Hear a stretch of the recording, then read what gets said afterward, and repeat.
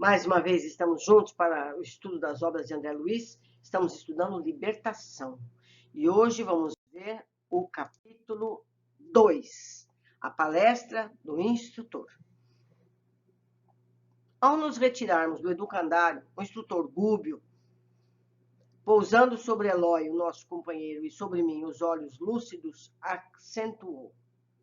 Para muitas criaturas, é difícil compreender a arregimentação inteligente dos espíritos perversos. Eles são inteligentes. Entretanto, é lógica e natural.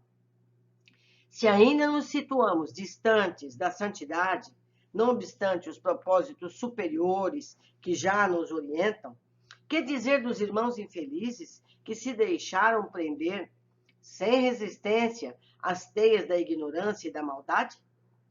Não conhecem região mais elevada que a esfera carnal, a que ainda se ajustam por laços vigorosos, enleados em forças de baixo padrão vibratório, não apreendem a beleza da vida superior, e enquanto mentalidades frágeis e enfermiças se dobram humilhadas, os gênios da impiedade lhes traçam diretrizes, enfileirando-as em comunidades extensas e dirigindo-as em bases escuras de ódio aviltante e desespero silencioso.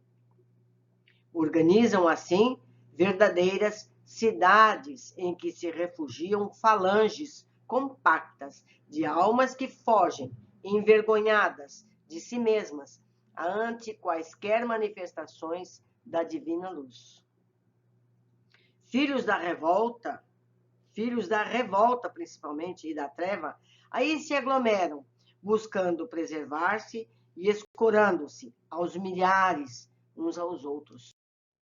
Auscultando-nos a surpresa manifesta, um instrutor prosseguiu, respondendo-nos às arguições íntimas. Tais colônias perturbadoras devem ter começado com as primeiras inteligências terrestres entregues à insubmissão e à indisciplina ante os ditames da paternidade celestial. Interessante. A alma caída em vibrações desarmônicas pelo uso da liberdade que lhe foi confiada, precisa tecer os fios do reajustamento próprio, e milhões de irmãos nossos se recusam a semelhante esforço, igual peixinho. Ociosos e impertinentes, alongando o labirinto em que muitas vezes se perdem por séculos, inabilitados para a jornada imediata rumo ao céu, em virtude das paixões devastadoras que os magnetizam, arrebanham-se de conformidade com as tendências inferiores em que se afinam. As pessoas similares se juntam ao redor da crosta terrestre, em cujas emanações e vidas inferiores ainda se nutrem, qual ocorre aos próprios homens encarnados. O objetivo essencial de tais exércitos sombrios é a conservação do primitivismo mental da criatura humana, a fim de que o planeta permaneça, tanto quanto possível, sob seu jugo tirânico. É lamentável. As observações de Gúbio escaldaram-me o cérebro. Eu também havia passado pelos baixos círculos da vida, vocês lembram?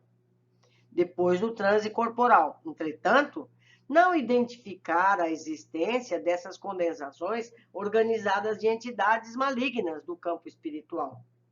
Embora ouvisse, em muitas ocasiões, impressionantes comentários em torno delas, porque o André ficou num umbralzinho já pertinho do nosso lar.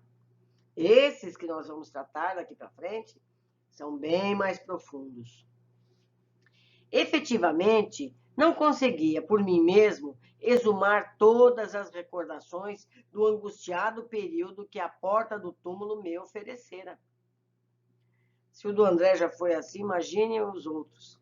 Vira-me perseguido através de longos pântanos, errara aflitivamente dias e noites que me pareceram sem fim, atormentado e desditoso. Todavia, custava-me crer que as atividades maléficas gozassem de organismo diretor. Por isso mesmo, de mente agora centralizada nos propósitos do bem, aventurei uma indagação. Com que fim, perguntei, essas legiões retardadas se mancomunam, além da morte, se despidas da vestimenta grosseira da carne, devem saber, mais que nunca, que se empenham em combates inúteis? Não se sentem, porventura, transportadas ao plano do esclarecimento puro, quanto à posição em que lhes diz respeito? Não se cercam presentemente de mais sublimes revelações da natureza? Não lhes quadrariam mais justos o trabalho edificante e o estudo nobre, na elevada aspiração de galgar a sabedoria santificante, estrada acima? Por que motivo se aglomeram assim através de ajuntamentos desprezíveis e diabólicos? Fácil de entender-se a jornada evolutiva do homem, depois do sepulcro, mas o estacionamento deliberado na crueldade do ódio, além da morte, dá para confundir a mente de qualquer. O orientador sorriu maneiroso e considerou. O André esquece, né? Onde ele esteve. Entende? É só porque ele orou, senão ele não saberia mais nada. Ele não saberia nada. Quer dizer, que se a pessoa não faz uma oração, ela fica ali naquela situação. Não é? Reportamo-nos a espíritos perfeitamente humanos, não obstante, desencarnados, e tais perguntas, André, poderiam ser formuladas, mesmo na crosta da terra. Por que razão nós mesmos, quando encarnados, antes de acordar na consciência para a revelação divina, nos precipitávamos nas linhas inferiores todos os dias, contrariando espetacularmente a lei? Não é? Por que a gente continua assim? Se a gente já tem consciência de que o caminho é para frente, é para cima, a gente continua não sendo fraterno o suficiente. A gente sabe tudo, no entanto, não evolui. À frente dos olhos, contávamos com benito dilúvio de claridade solar, jorrando incessante do espaço infinito. Sabíamos que a existência do corpo corria rápido, que seríamos defrontados pela morte comum a todos, que regressaríamos do mundo carnal pela mesma porta misteriosa através da qual penetramos nele. No entanto, quantas vezes teremos menoscabado a sabedoria excelsa? Com atitudes de criminosa indiferença? Ante as sugestões do plano divino que te povoam agora o pensamento, lembraste de algum tempo passado em que tivesses cogitado sinceramente a própria sublimação? Não podemos esperar deles uma coisa que a gente também não faz. Se desenterrarmos o pretérito, meu caro, encontraremos lamentáveis reminiscências. Não nos compete parar ou desanimar. À maneira do tronco frágil, é imperioso crescer, subir por alcançar o oxigênio de cima. E apesar de algemados ao que fomos, a semelhança de árvore humilde presa aos resíduos do complicado envoltório que lhe encerrava a semente, reclamamos ascensão, ar puro, largueza de condições para produzirmos o bem que o Senhor espera de nós. A argumentação de Gubbio era bela e sugestiva. Entretanto, eu sentia dificuldade para aceitar a ideia de purgatórios e infernos dirigidos. É isso que o André não entende. Concordo com as elucidações, exclamei reverente, mas é quase incrível tanta ignorância além do corpo que nos conserva em ilusão. A sepultura abre-nos a todos um caminho novo. É razoável que a mente perturbada sofra amarguras de reajustamento até que se restaure. Todavia, apropriar-se um espírito desencarnado de certos setores do caminho, como se fora deles senhor absoluto, para perpetuar sua tirania, é observação que me escapa. André faz as perguntas que a gente faz, né? Ele está aí para isso. Sim, tornou o orientador convincente. Para quem refletiu sobre o assunto durante muito tempo, em sentido contrário à realidade, o apontamento surpreende bastante. Todavia, não vejo obstáculos à apreensão do ensinamento. Reconheçamos, por exemplo, que o homem comum já atravessou desde milênios a estação evolutiva em que se demora o irracional, os animais, e em várias ocasiões revela comportamento ao nível dele, inferior, igual ao animal. Quantas pessoas nós conhecemos que se comportam como animais? Várias, né? Imprimindo grave em tono a voz agradável e fraternal, acrescentou: notemos que nós mesmos, os desencarnados, nos movemos num campo de matéria que se caracteriza por densidade específica, embora rarefeita. Quando confrontada com as antigas formas físicas, e nossa mente, em qualquer parte na crosta ou aqui, onde nos achamos, é um centro psíquico de atração e repulsão. O espírito encarnado respira numa zona de vibrações mais lentas, enfaixado num veículo constituído de trilhões de células, que são outras tantas vidas microscópicas inferiores.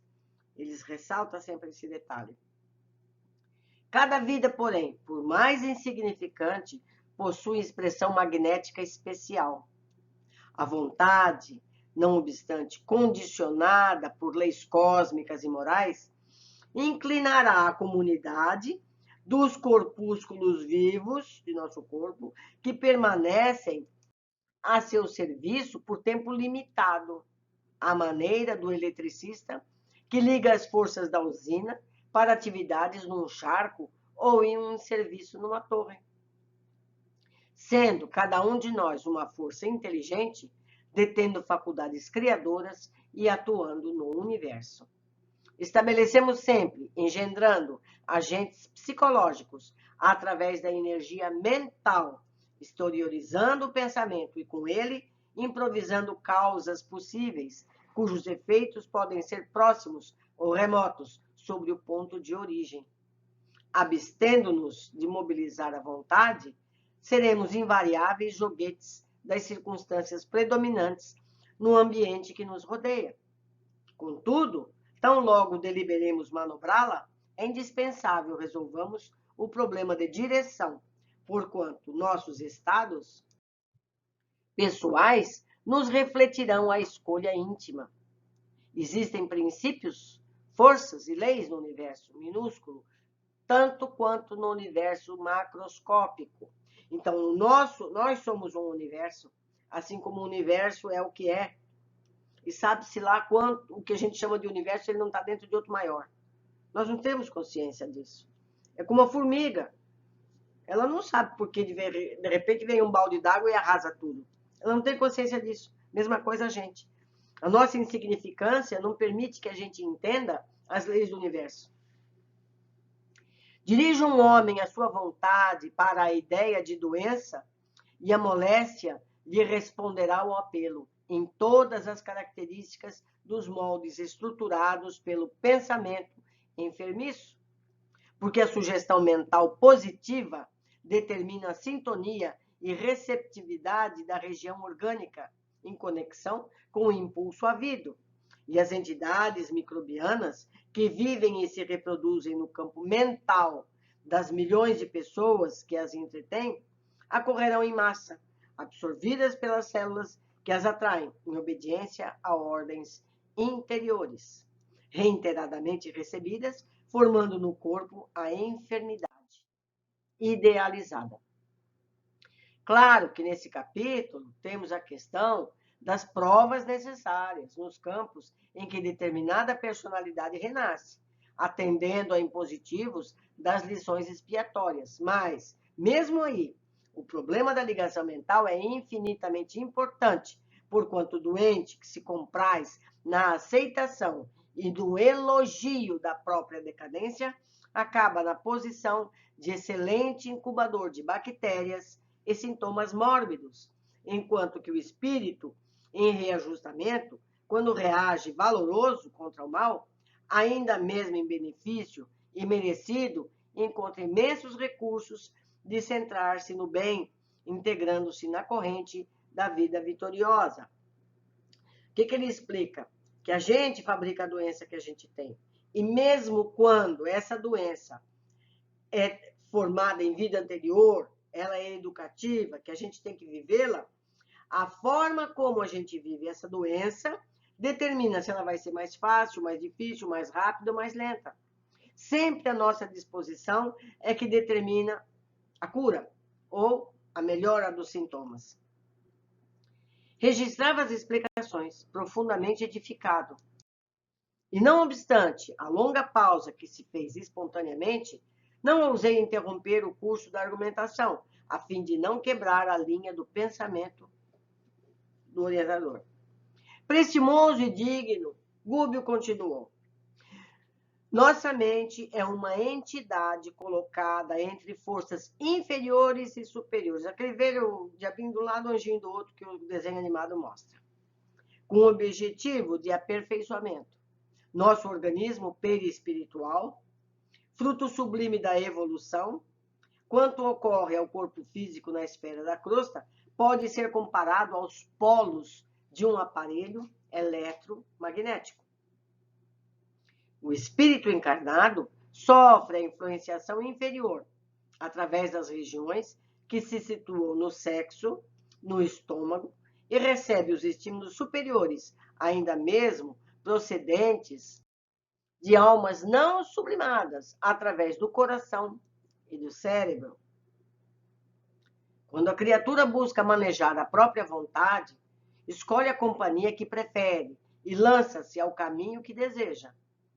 Se não escasseiam milhões de influxos primitivistas, constrangendo-nos, mesmo aquém das formas terrestres, e entreter emoções e desejos em baixos círculos, e armando-nos quedas momentâneas, em abismos do sentimento destrutivo, pelos quais já peregrinamos há muitos séculos. Não nos faltam milhões de apelos santificantes, convidando-nos à ascensão para a gloriosa imortalidade. O instrutor, fitando em nós o olhar percussiente e calmo, ponderou. Entenderam agora como é compreensível a opção de certos espíritos pela casa escura do crime? Depois do túmulo, qual ocorre a milhões de entidades encarnadas que, em plena harmonia com a natureza terrestre, estimam viver no domínio da enfermidade?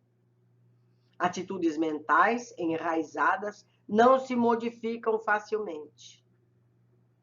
O rei que governa milhares, o condutor que se acostumou a traçar férreas diretrizes, o homem que se habituou a dobrar caracteres alheios, quando não dispõe de princípios santificantes no terreno idealístico, para se alimentarem intimamente da tarefa a que se consagram. Não se transformam em servidores humildes de um momento para outro, só porque se desfizeram da carga de células materiais.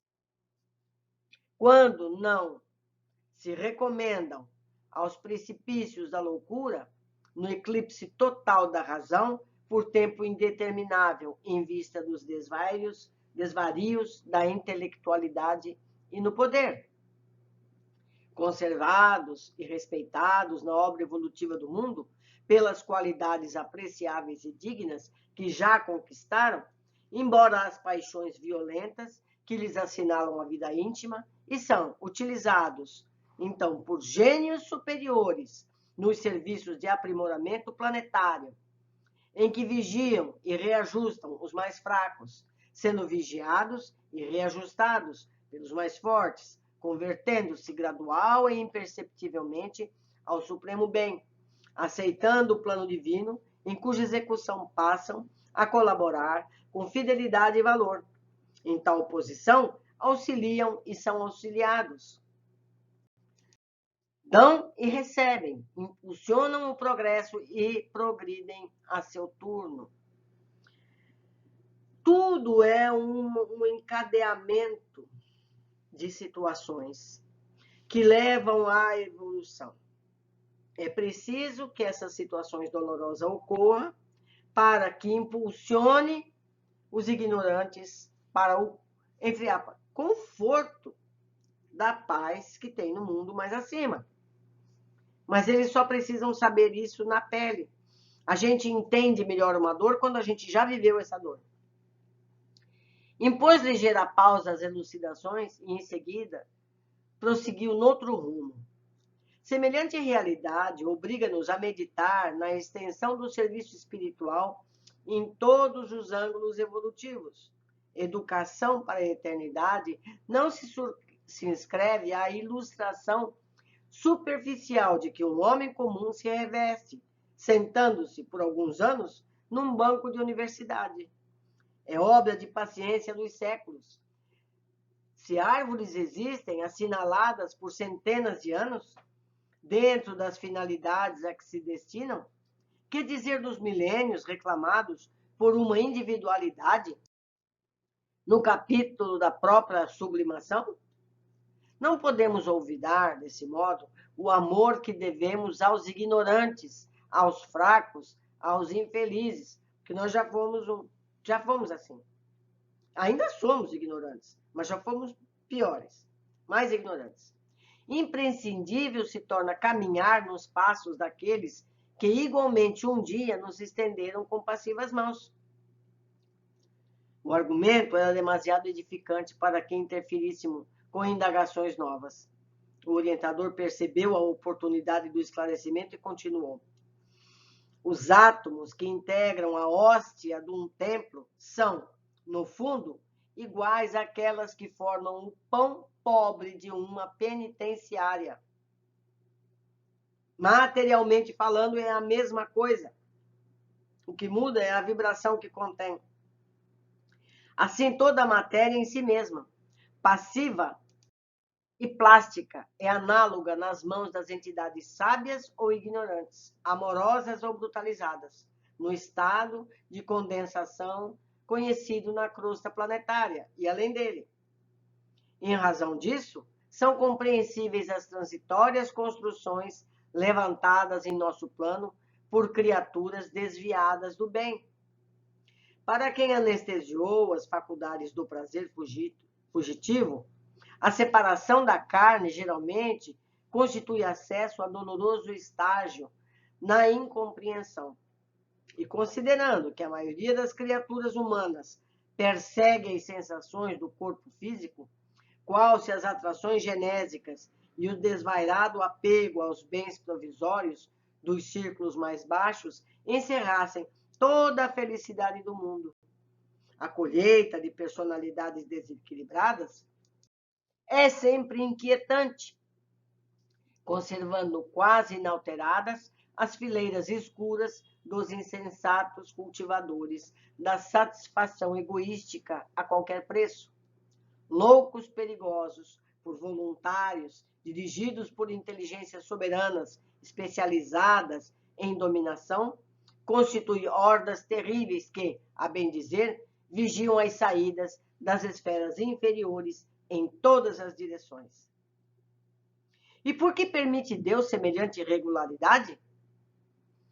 André já fez essa pergunta. Foi o Eloy agora. Inquiriu Eloy, sob visível consternação. Não bastaria a ligeira ordem do Eterno para sanar a desarmonia? Ou seja, o tema vai ser tocado 2 vezes no mesmo livro. Gúbio prestativo não se fez esperar na resposta, sorrindo franco, aduziu com interesse. Não será o mesmo que perguntar o motivo pelo qual o Senhor nos esperou até ontem, não é? Por que o Criador não deu um tapa na mesa quando a gente estava lá na escuridão? Não é? Para dar chance para a gente chegar aqui. Acreditaremos em paraísos miraculosos?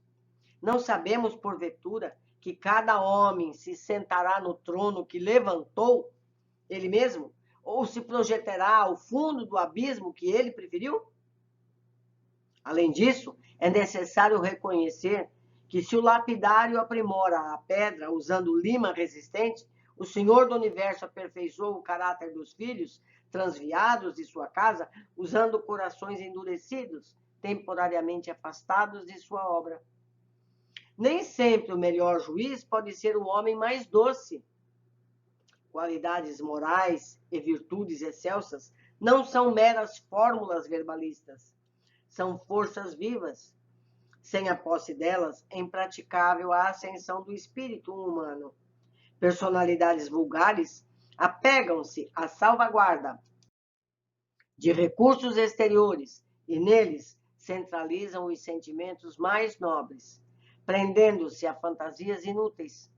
Encarceram-se-lhes, então, a mente na insegurança, na fragilidade, no pavor.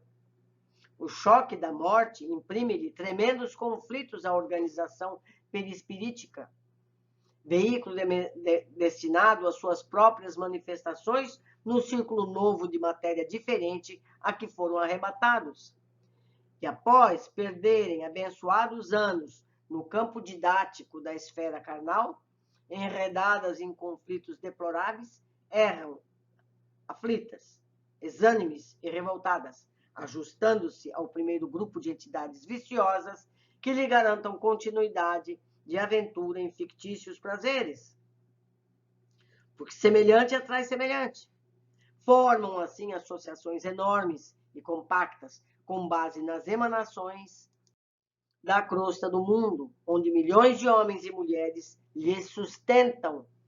Olhe lá, onde milhões de homens e mulheres lhes sustentam as exigências mais baixas, com o nosso pensamento aqui, os encarnados, fazem vida coletiva provisória, à força de sugarem as energias da residência dos irmãos encarnados, qual se fosse extensa colônia de criminosos vivendo às expensas do generoso trabalho, generoso rebanho bovino.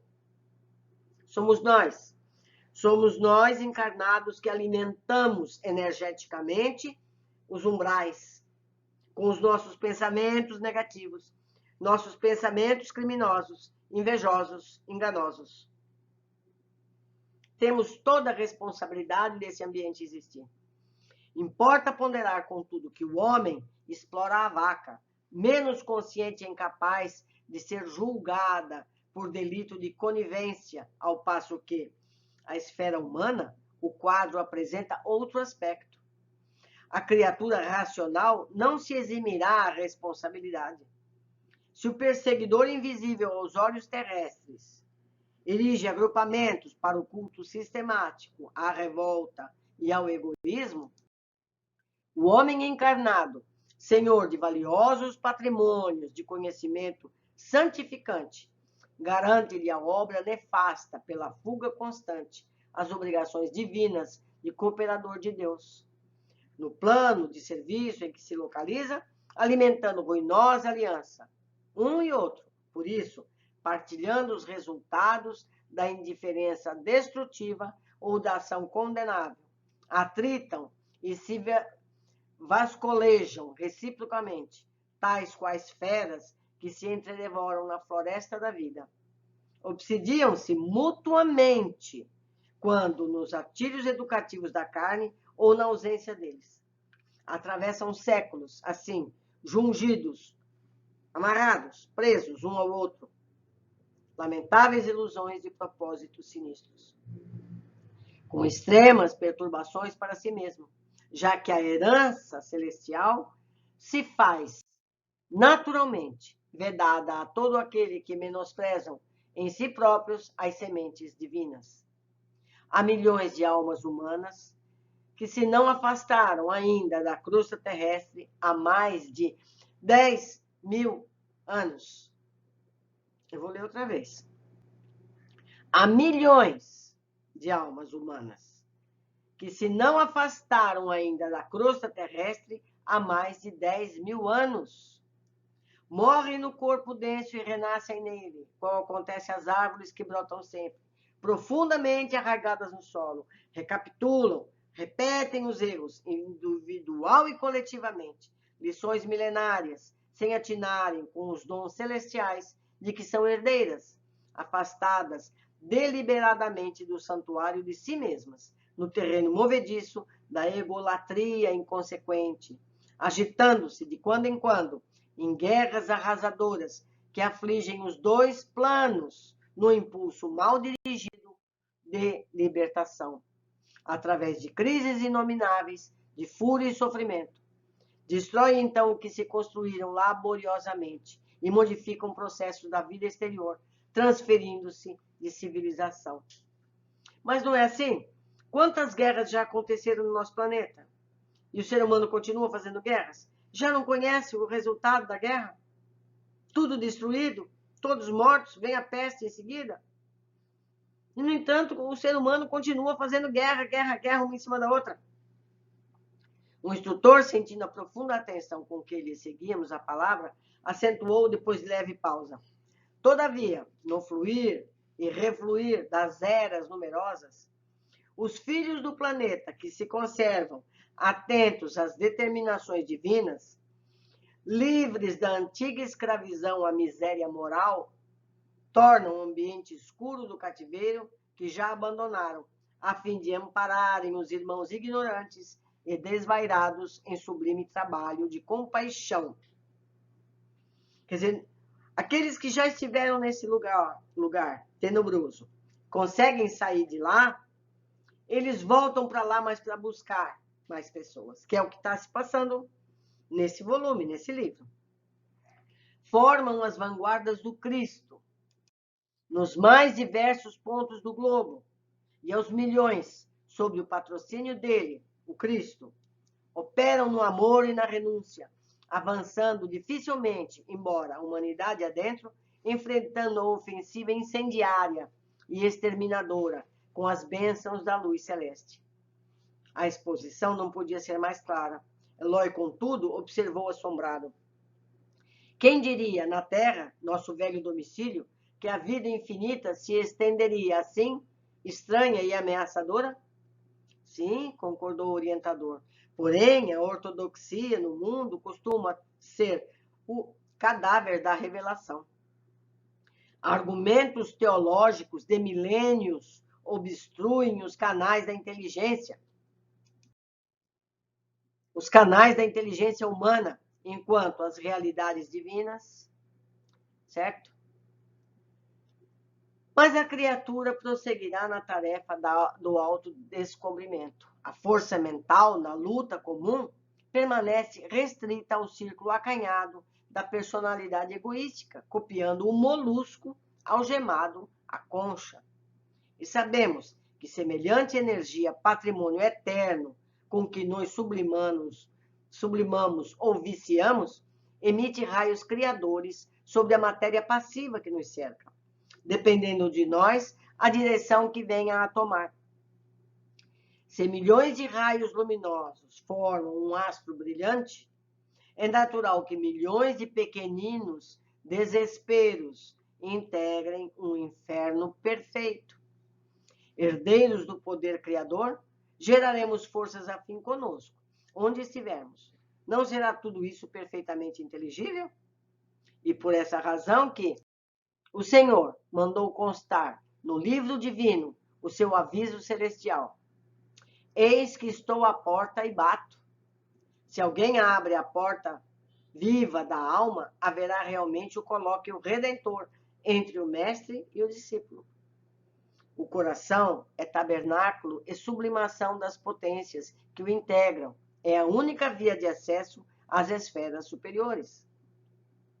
O devotado orientador fixou o gesto de quem dava término oportuno às explicações e sorriu benévolo e interrogou. Qual de nós cometaria o absurdo de exigir voo ao balão cativo? A mente humana, enraizada nos interesses mais fortes da Terra, não detém outro símbolo. Calamo-nos, atendidos em nossa fome de elucidações. Colhéramos ali, na conversação de alguns minutos, precioso material de observação para longo tempo. Nós também precisamos reler isso várias vezes. Prosseguíamos, agora em silêncio, estáticos, ante a beleza imponente da noite, maravilhosamente constelada. Vento brando sussurrava, cânticos sem palavras, na folhagem leve, e grupos de amigos que nos defrontavam de instante a instante, mostravam no olhar a mesma doce felicidade que transbordava do arvoredo florido. E assim, banhados em comoções inesquecíveis, buscamos o santuário em que receberíamos instruções para o serviço próximo, inundados de confiança e alegria, na posição de trabalhadores jubilosos que caminhassem contentes para a luta, como se avançassem felizes para uma festa de luz.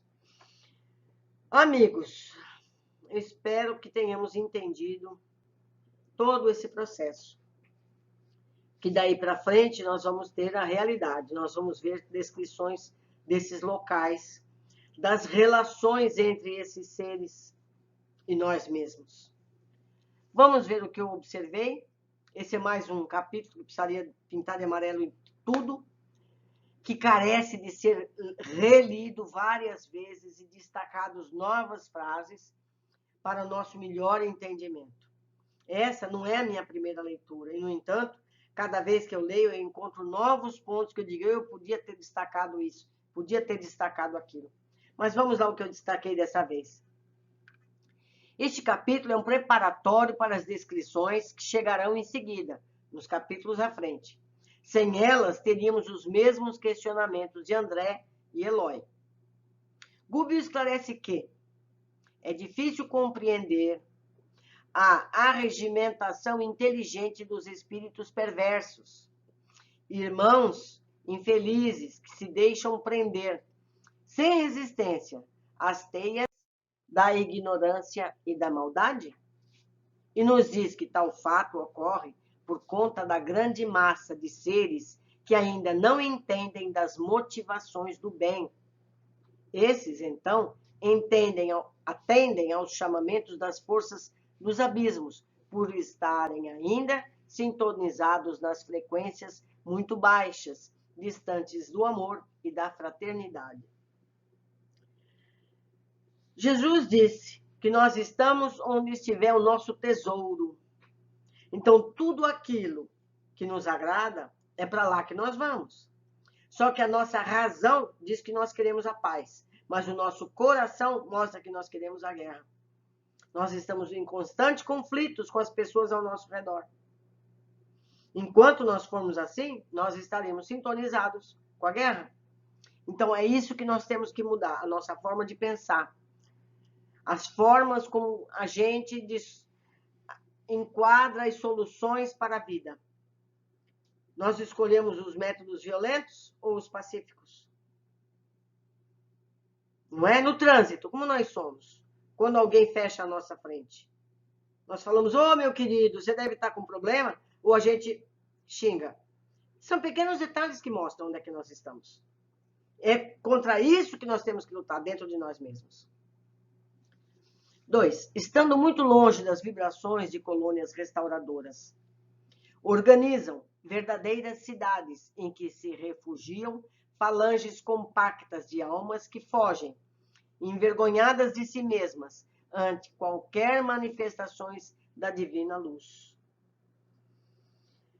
Nesses locais se organizam hierarquias e acreditam poder julgar e castigar outros segundo os seus critérios. Por sua vez, os que lá se abrigam sentem-se mesmo merecedores de tais situações, devido à culpa. Então, esses seres se reúnem por afinidade magnética. Os que têm uma capacidade de administração e inteligência maior formam grupos que ele comanda. E ele determina o que está certo e o que está errado. E e castiga essas pessoas que se sentem castigadas por se julgarem culpadas. Mais uma vez, se a culpa fosse boa, se ela resolvesse alguma coisa, o mundo estaria salvo. O sentimento de culpa não resolve. O sentimento de recuperação, regeneração, correção do erro é que resolve. Vamos lá. O que os atrai e mantém, explica Gubbio, a alma caída em vibrações desarmônicas pelo abuso da liberdade, precisa tecer os fios do reajustamento próprio. E milhões de irmãos nossos se recusam a semelhante esforço, ociosos e impenitentes, alongando o labirinto em que muitas vezes se perdem por séculos, inabilitados para a jornada imediata, rumo ao céu, em virtude das paixões devastadoras que os magnetizam arrebanham-se de conformidade com as tendências inferiores em que se afinam ao redor da crosta terrestre, em cujas emanações e vidas inferiores ainda se nutrem, qual ocorre aos próprios homens encarnados. O objetivo essencial de tais exércitos sombrios é a conservação do primitivismo mental da criatura humana, a fim de que o planeta permaneça tanto quanto possível sob o julgo tirânico. Entendemos que se mantêm unidos e submetidos por terem vibrações semelhantes, magneticamente se atraem. Imaginam equivocadamente que se conseguirão manter-se nesse padrão e terem controle sobre a humanidade. Eles acreditam nisso, que eles vão revidar o jogo. Na verdade, tal condição funciona como depurador dessas mesmas energias. Isso é permitido pelo Criador para que eles aprendam com as próprias dores que vivem entre si. Vou ler de novo esse parágrafo. Na verdade, tal condição funciona como depurador dessas energias. Por isso, é permitido pela espiritualidade superior que se mantenham ali até que estejam aptos e dali saírem por seus próprios esforços em se melhorarem. Não pode arrancar ninguém de lá. Ele tem que querer sair. Se você arrancar força, ele vai voltar para lá. Trabalho perdido, não é? André questiona mais. Com que fim essas legiões retardadas se mancomunam, além da morte, se despidas da vestimenta grosseira de carne, devem saber, mais do que nunca, que se empenham em combates inúteis? E Gúbio nos faz pensar, devolvendo a questão aos encarnados. Mesmo na crosta da terra, por que razão nós mesmos, antes de acordar a consciência para a revelação divina, nos precipitávamos nas linhas inferiores todos os dias, contrariando espetacularmente a lei? Lembram-te de algum tempo passado em que tivesses cogitado sinceramente da própria sublimação? Não é? Verdade, pois todos conhecemos já os caminhos certos e mesmo assim estamos sempre repetindo os mesmos erros.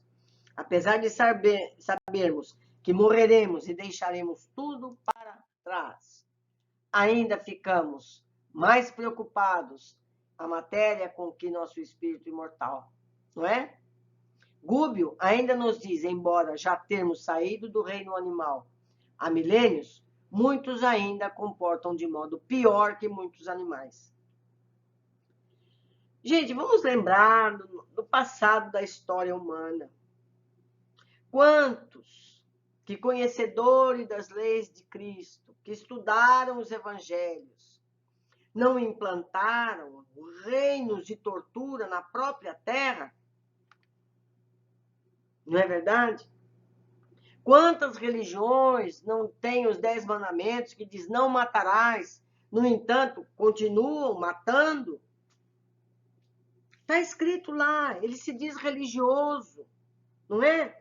Esse governante, esse chefe, esse grupo, esse líder, não lê lá, não matarás, e, no entanto, continua matando, não roubarás, não cobiçarás, e eles continuam fazendo. Conhecedor da lei, todos somos. A gente erra voluntariamente, abusando da liberdade que temos. 5. Continuando, Gúbio detalha ainda. O espírito encarnado respira numa zona de vibrações mais lentas, enfaixado num veículo constituído de trilhões de células, que são outras tantas vidas microscópicas inferiores. Cada vida, porém, por mais significante que seja, possui expressão magnética especial, a vontade, não obstante condicionada por leis cósmicas e morais. Inclinará a comunidade dos corpúsculos vivos que permanecem a seu serviço por tempo limitado, à maneira do eletricista que liga as forças da usina para atividades num charco ou num serviço numa torre. A energia é a mesma. Nós usamos para o bem ou para o mal, não é? Pelo que entendi, me ajudem a esclarecer, essa comunidade de seres que compõe nosso corpo físico, nossas células, é influenciada por nossos pensamentos e atitudes. Inclinará a comunidade dos corpúsculos vivos, disse ele. Em amarelo é o texto original. Como nós estamos educando as nossas células? Não é? Somos responsáveis por tudo aquilo que cativamos. 6. Gubbio usa esse exemplo, usando o indivíduo e sua comunidade de células, para nos fazer entender a influência que o grupo tem nas colônias dos abismos. Não é? Estaremos sempre engendrando agentes psicológicos através da energia mental, exteriorizando o pensamento e, com ele, improvisando causas possíveis, cujos efeitos podem ser próximos ou remotos, sob o ponto de origem. Nós comandamos nossos ambientes físicos através das nossas vibrações pessoais, assim como toda a comunidade nessas colônias se harmonizam magneticamente por estarem sintonizadas na mesma frequência inferior. Isso enquanto aceitam essa influência, abstendo-se de mobilizar a vontade. Seremos invariáveis joguetes das circunstâncias predominantes no ambiente que nos rodeia. Nossos estados pessoais nos refletirão a escolha íntima. Se você está num ambiente qualquer, numa casa, numa cidade, numa festa, no que quer que seja, se você está se sentindo mal, saia de lá. Se você está se sentindo bem, você é igual aos que lá estão. Vale a pena observar isso. 7. E para exemplificar mais o comando das vibrações mentais, mais uma vez nos dizem: dirija um homem à sua vontade para a ideia de doença, e todas as células nos obedecem e produzem a doença ou a sacude. O meu amigo querido, Décio Iandoli, numa das palestras, ele conta o caso de uma paciente dele que fabricou um câncer no estômago para ela. Anos seguidos, ela ia no consultório dele, dizendo que tinha um câncer. Ele fazia os exames, mostrava: você não tem câncer nenhum. Ano após ano, ela fez isso. Um dia tinha o câncer. Ela fabricou o câncer. Aí ela disse para ele: tá vendo? Eu não disse que eu tinha câncer? Né? Ela queria esse câncer muito. 8. Gubbio nos dá os caminhos. O espírito encarnado sofre a influenciação inferior, através das regiões em que se situam o sexo e o estômago, e recebe os estímulos superiores, ainda mesmo procedentes de almas não sublimadas, através do coração e do cérebro. Então, é controle do sexo e do estômago, e estímulo do cérebro e do coração, como já fomos orientados. Amai-vos e instruí-vos. Não é? Atitudes mentais enraizadas não se modificam facilmente. Quando encarnados, nos comportamos segundo a sociedade pauta os comportamentos. Não é? Em alguns lugares, tribos são antropófagas, eles comem uns aos outros. Lá isso é normal. Agora, no mundo civilizado não é normal. Então a gente anda conforme a sociedade em que a gente está. Mas cabe a cada um de nós melhorar essa sociedade. Os erros que se cometem são sempre as escondidas, mas mantemos a imagem da comunidade. Somos obrigados a seguir as leis. Já desencarnados todos, seguimos nossas tendências reais. Por isso, nos dirigimos para onde nossas frequências são compatíveis. Se já nos aprimoramos quanto aos instintos, ou se ainda temos inclinações inferiores. Nos planos espirituais, não é possível esconder nossa realidade interior. Eu costumo dizer que o ser humano é igual em todo o planeta Terra. Então a gente costuma dizer: em tal país isso não acontece, em tal país aquilo não acontece. Eu já acho que isso não acontece devido ao rigor da lei. Porque todos são iguais. Tendo oportunidade, eles vão cometer os mesmos erros. A gente percebe isso com algumas notícias de jornais, que nesses países que a gente elogia, acontecem os mesmos crimes que acontecem nos países que a gente critica. Observem, preste atenção. Na hierarquia evolutiva, uns ensinam aos outros. Como disse antes, nós mesmos somos orientadores das nossas células. Os que sabem um pouco ensinam aos que sabem menos. E sempre coordenados pela espiritualidade maior. São conservados e respeitados na obra evolutiva do mundo pelas qualidades apreciáveis e dignas que já conquistaram, embora as paixões violentas que lhes assinalam a vida íntima e são utilizados, então, por gênios superiores nos serviços de aprimoramento planetário, em que vigiam e reajustam os mais fracos, sendo vigiados e reajustados pelos mais fortes, convertendo-se gradual e imperceptivelmente ao supremo bem, aceitando o plano divino, em cuja execução passam a colaborar com fidelidade e valor. Em tal posição, auxiliam e são auxiliados, dão e recebem, impulsionam o progresso e progridem a seu turno. 11. Eloy também questiona Gúbio e recebe a mesma resposta que deu a André. E por que permite Deus semelhante irregularidade? Não bastaria a ligeira ordem do Eterno para sanar a desarmonia? Gúbio prestativo não se fez esperado na resposta, sorrindo franco, aduziu com interesse. Não será o mesmo que perguntar o motivo pelo qual o Senhor nos esperou até ontem? Não é? Precisamos ter claro, não somos hoje o que fomos desde as eras passadas. O que lastimam nos abismos já foi vivido por todos nós um dia. Devemos aos que nos ajudaram e precisamos entender e também ajudar. 12. Nem sempre o melhor juiz pode ser o homem mais doce. Um dia, ainda muito jovem, pensando em desatinos humanos, eu, Denis, questionei situações violentas. Escutei em minha mente, minha consciência. Não podemos combater lobos mandando cordeiros para a tarefa. Ou seja, a espiritualidade usa a atitude dos violentos para corrigir outros violentos. Similar cura similar, como na homeopatia. Então, o Criador permite que esse ambiente, que nós vamos ver terrível mais adiante, de espíritos castigando espíritos, como se fossem juízes, para que a correção exista. Tudo isso ocorre sob a vigilância do mais alto. Então, ele vai impor uma lei que ele determinou para o outro. Aquele outro aceita porque ele sente culpa.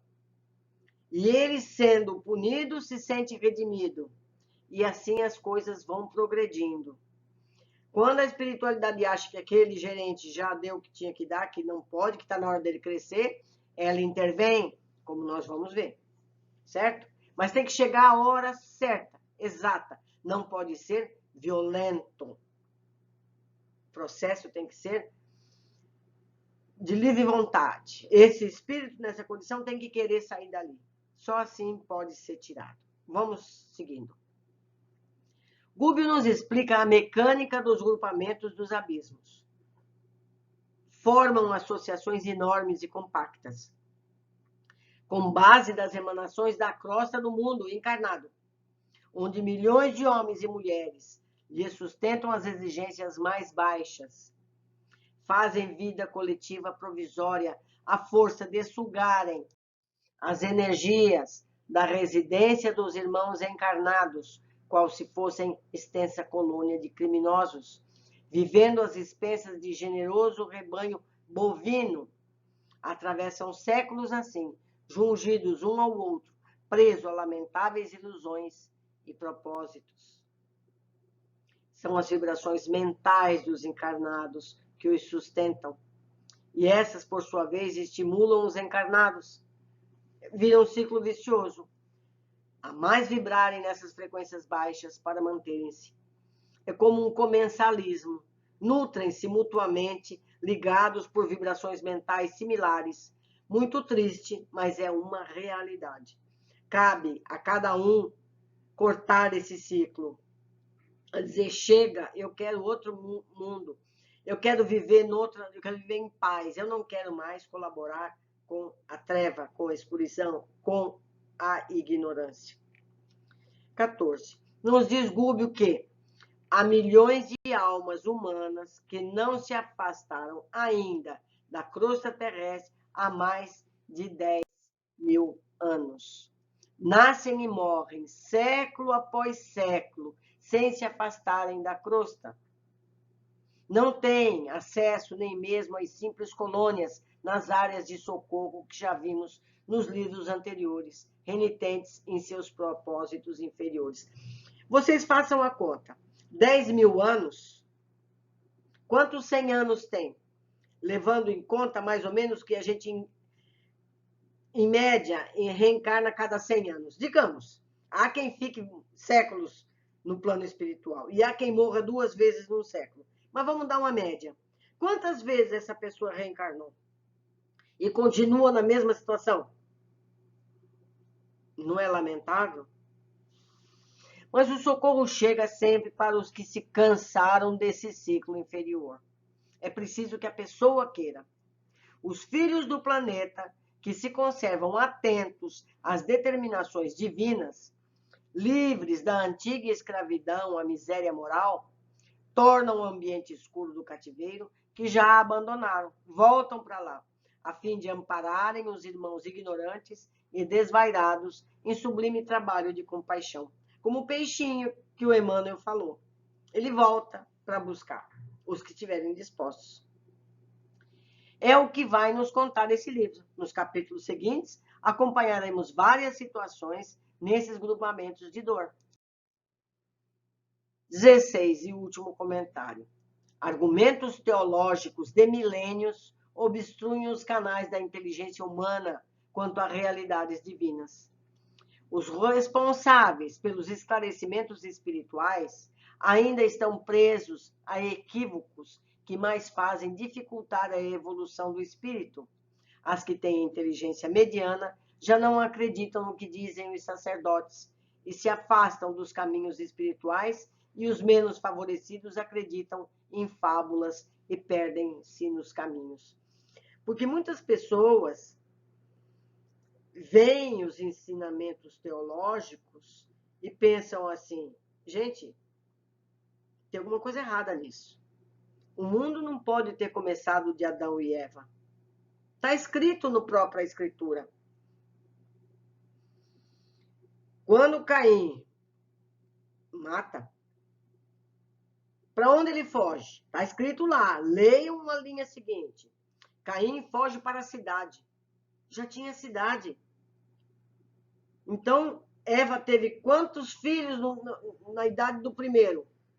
Quantos? Para formar uma cidade. Então, essa cidade já existia. Eva não fez todos os filhos do planeta Terra, não. A civilização adâmica representa os que vieram para nascer aqui. Vieram os exilados de Capela. São eles, a civilização adâmica. Existiam outras civilizações antes. Certo? Então, quem vê isso, fala assim, não, chega, religião é mentira, eu não vou seguir nada. E fica ateu. Não é? Quer dizer, já não dá mais, quem pensa um pouquinho e lê, vê que aquilo não está certo. Não é por aí o caminho. Aquilo foi contado para a idade mental que a gente tinha naquele tempo. Entende? Então, não é assim. Então, quem não acredita, vira ateu. E quem acredita fica nessa fábula e não sai daí, e não muda daí. É preciso vir uma luz nova. O peixinho dourado trouxe. Vamos ver o que o peixinho dourado está dizendo. Não é? Queridos, tudo isso envolve esforço pessoal. Não é a palavra. Não é o que está escrito nesses livros que vai convencer ninguém. É a ponderação pessoal de cada pessoa. Cada um vai dizer, gente, é assim ou é assim, eu acredito nisso, não acredito naquilo. E todas as religiões são úteis, porque existem pessoas de todos os níveis espirituais e intelectuais. Então devemos respeitar a todas, mas entender que o alimento é segundo a capacidade de digestão. Eu espero vocês no próximo capítulo. Tem aqui como me encontrar. Eu espero que vocês me falem sobre o que acharam desse capítulo. Vejam o que eu não vi, vejam os erros que eu cometi, certo? Vamos aprender juntos, porque não dá para aprender sozinho. Um abraço muito forte, até a próxima.